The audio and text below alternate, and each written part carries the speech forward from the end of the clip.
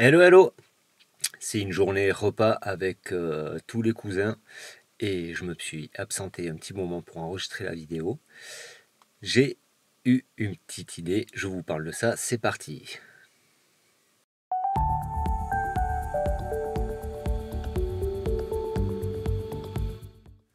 Ma réflexion aujourd'hui, elle était face à la situation qu'on vit dans la famille.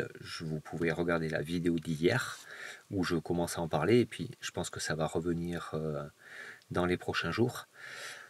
Et face à quand on a un épisode mortuaire un petit peu dans une famille ou dans un entourage, alors là c'est pas un accident, c'est une maladie et on a le temps de s'y préparer, on a le temps de dire au revoir, la personne est consciente, mais on pourrait facilement venir s'enfoncer dans cette chose dramatique, dans cette mort qu'on maîtrise pas du tout, mais c'est quand même, s'il y a une chose qu'on peut affirmer et dont on peut être sûr et certain, c'est qu'un jour on va tous mourir.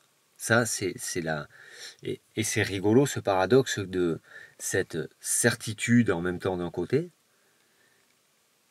et de cette certitude-là, on en fait un sujet complètement tabou.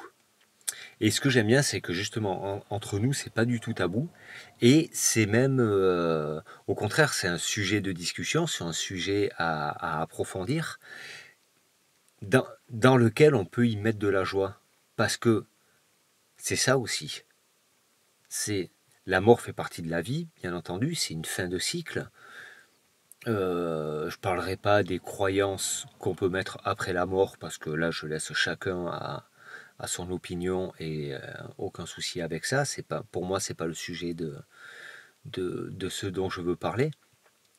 Par contre, ce qui m'intéresse, c'est quand on est face à une personne qui sait qu'il va mourir, dont nous on sait qu'elle va mourir, il y a plusieurs attitudes. Moi j'ai déjà vu plusieurs choses où on va pas parler des choses trop graves, on va se rappeler que des choses joyeuses, on va peut-être faire beaucoup de blagues si on a un petit peu peur de tout ça pour essayer de cacher quelque chose. Ou alors, on peut juste parler de la vie, et de la vie qui est des confrontations, qui est du challenge, qui est de la... Ah, j'arrive pas à trouver le mot. De l'adversité, mais qui est aussi de la joie en même temps.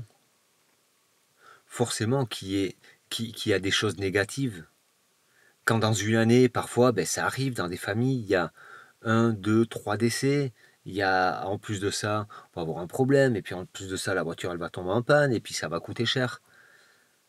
Mais est-ce que ça devient une année de merde, pour autant? Est-ce que, dans cette année confrontante, est-ce que déjà nos confrontations ne nous ont pas appris quelque chose? Et est-ce que tout a été confrontation? Est-ce que tout a été négatif? Ou est-ce que, ah, tiens, quand on y réfléchit un petit peu, ah, mais c'est vrai qu'on a fait ça quand même et c'était pas mal. Ah, mais c'est vrai que là, ici, c'était sympa. Et puis, j'ai rencontré telle personne, c'était chouette. Et puis, au boulot, peut-être, c'est pas. Et en fin de compte, si on regarde, on peut se faire une liste très très longue de choses positives qui nous arrivent au milieu de cette adversité. Et qu'est-ce qu'on fait de cette adversité aussi? Voilà, un petit peu la réflexion du jour. N'hésitez pas à me mettre en commentaire si ça vous parle, si vous rencontrez des difficultés, si vous en avez rencontré, peut-être comment vous les avez gérées. On va continuer avec ça un petit peu. Allez, à demain. Ciao.